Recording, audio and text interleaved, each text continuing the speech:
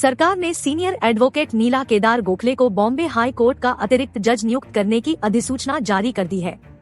राष्ट्रपति द्रौपदी मुर्मू को नीला गोखले के साथ जिन और नामों को मंजूरी मिली है उनमें पी वेंकट ज्योतिर्मयी और वी गोपाल कृष्ण राव को आंध्र प्रदेश हाईकोर्ट में अतिरिक्त जज नियुक्त किया है, लेकिन सरकार ने उन 5 जजों की नियुक्ति पर सरकार ने चुप्पी साध रखी है जिनकी सिफारिश सुप्रीम कोर्ट कॉलेजियम ने दोबारा की थी। इनमें 3 नामों में सीनियर एडवोकेट सौरभ कृपाल को दिल्ली हाई कोर्ट, वकील सोमशेखर सुंदरेशन को बॉम्बे हाई कोर्ट और वकील आर जॉन सत्यन को मद्रास हाई कोर्ट का जज नियुक्त करने की सिफारिश 2 बार भेजते समय खुफिया रिपोर्ट का खुलासा कर उनको दरकिनार करने की वजह भी बताई है। खुफिया रिपोर्ट सार्वजनिक करने पर सरकार को आपत्ति। खुफिया रिपोर्ट सार्वजनिक करने पर तो सरकार भी तिलमिलाई हुई है। केंद्रीय कानून मंत्री ने तो इसे गंभीर मानते हुए चीफ जस्टिस के साथ चर्चा करने की बात भी कही है। कॉलेजियम ने अपनी सिफारिश के साथ 3 पन्ने का नोट भी सरकार को भेजा है। नोट में लिखा है कि अगर सौरभ कृपाल के समलैंगिक पार्टनर विदेशी नागरिक हैं, तो क्या हो गया? देश में कितने ही लोग उच्च संवैधानिक पदों पर रहे हैं जिनके जीवन साथी विदेशी नागरिक रहे हैं, तब तो किसी को कोई दिक्कत नहीं हुई। नामों पर सरकार को आपत्ति, कॉलेजियम ने दिया यह तर्क।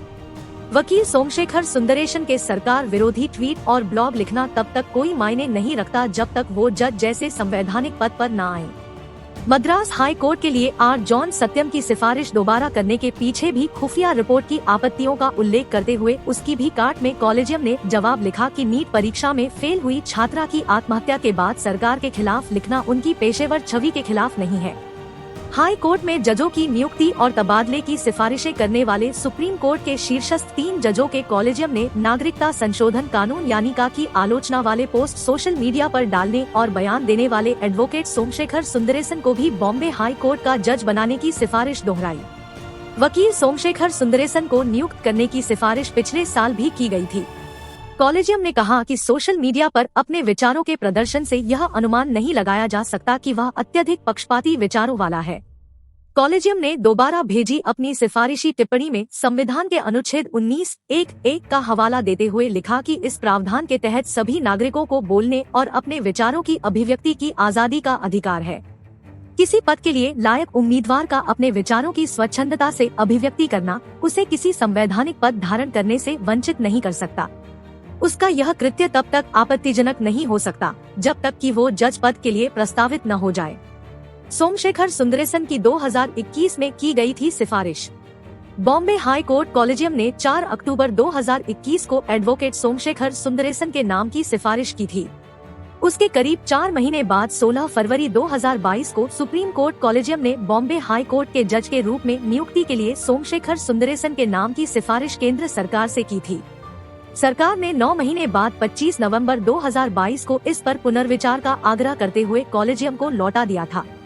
केंद्र की आपत्ति यह थी कि उन्होंने कई मामलों पर सोशल मीडिया में अपने विचार प्रसारित किए हैं जो अदालतों के विचाराधीन विषय है। हालांकि सोमशेखर सुंदरेशन के नाम को दोहराते हुए कॉलेजियम ने कहा कि जिस तरह से उम्मीदवार ने अपने विचार व्यक्त किए हैं वह इस अनुमान को सही नहीं ठहराता है कि वह अत्यधिक पक्षपाती विचारों वाले हैं या वह सरकार की महत्वपूर्ण नीतियों, पहलों और निर्देशों पर सोशल मीडिया पर चुनिंदा तौर पर आलोचनात्मक रहे हैं।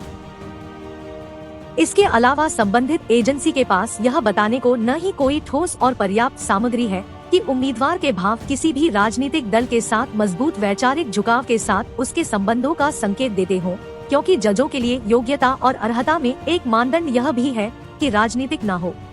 इसमें कॉलेजियम ने कहा है कि एडवोकेट सुंदरेशन ने वाणिज्यिक कानून में विशेषज्ञता हासिल की है। यह खासियत बॉम्बे हाई कोर्ट के लिए एक खासियत होगी जहां न्यायिक नजरिए से अन्य शाखाओं के अलावा वाणिज्यिक और प्रतिभूति कानूनों के मामले बड़ी मात्रा में हैं। इसलिए कॉलेजियम बॉम्बे हाई कोर्ट के न्यायाधीश के रूप में सोमशेखर सुंदरेशन की नियुक्ति के लिए 16 फरवरी 2022 की अपनी सिफारिश को दोहराने का प्रस्ताव करता है। पीएम की आलोचना वाले सत्यन के नाम पर आपत्ति। सुप्रीम कोर्ट कॉलेजियम ने एक और बड़ा कदम उठाते हुए तमिलनाडु के वकील आर जॉन सत्यन को मद्रास हाई कोर्ट के जज के तौर पर नियुक्ति की सिफारिश दोहराई। पीएम नरेंद्र मोदी की आलोचना वाले उनके आर्टिकल को साझा करने और नीट परीक्षा में फेल होने पर मेडिकल छात्रा अनीता द्वारा आत्महत्या करने पर एक पोस्ट करने की आपत्ति भी कॉलेजियम ने खारिज करते हुए सत्यन को जज बनाने की दोबारा सिफारिश की है। कॉलेजियम ने कहा है कि इंटेलिजेंस ब्यूरो ने बताया है कि उनकी छवि साफ सुथरे और अच्छे पेशेवर व्यक्तिगत की है। रिपोर्ट में तो उनकी सत्यनिष्ठा के खिलाफ कुछ भी प्रतिकूल नहीं आया है। सत्यन ईसाई समुदाय से हैं। आईबी की रिपोर्ट में कहा गया है कि उनका कोई राजनीतिक झुकाव नहीं है और इस पृष्ठभूमि में उनके द्वारा किए गए पोस्ट के संबंध में उनकी उपयुक्तता, चरित्र या सत्यनिष्ठा पर कोई प्रभाव नहीं पड़ेगा। इसलिए कॉलेजियम 16 फरवरी 2022 की अपनी सिफारिश को दोहराता है।